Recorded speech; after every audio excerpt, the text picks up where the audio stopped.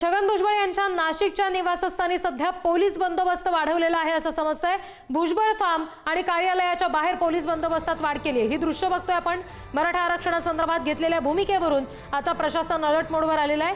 मराठा आणि ओबीसी आरक्षण मुद्द्यावरून पोलिसांकडून खबरदारी घेतली जाते।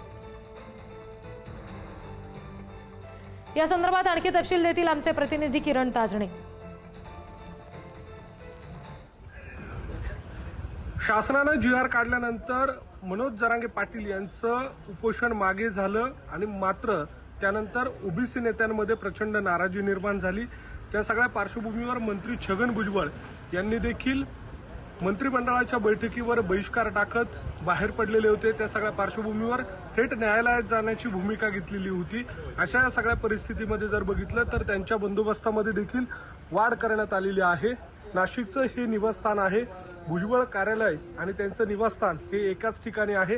त्याच्या बाहेर जर बघितलं तर या ठिकाणी अतिरिक्त पोलिसांचा बंदोबस्त हा वाढवण्यात आलेला आहे। एकूणच जर बघितलं तर ओबीसी नेत्यांमध्ये सुरू असलेली प्राथमिक चर्चा, त्यानंतर न्यायालयात जाण्याची भूमिका, अशा या सगळ्या पार्श्वभूमीवर मराठा विरुद्ध ओबीसी अशा स्वरूपाचा संघर्ष निर्माण होऊ शकतो। त्या सगळ्या पार्श्वभूमीवर पोलिसांच्या माध्यमातून खबरदारीचा उपाय म्हणून बंदोबस्तामध्ये वाढ करण्यात आलेली आहे। आपण जर बघितलं तर या ठिकाणी नाशिक पोलीस दलासह या ठिकाणी असलेले होमगार्ड यांच्या माध्यमातून हा बंदोबस्त या ठिकाणी तैनात करण्यात आलेला आहे। खाजगी सुरक्षा रक्षक देखील या ठिकाणी छगन भुजबळ यांच्या कार्यालयाच्या बाहेर आहे।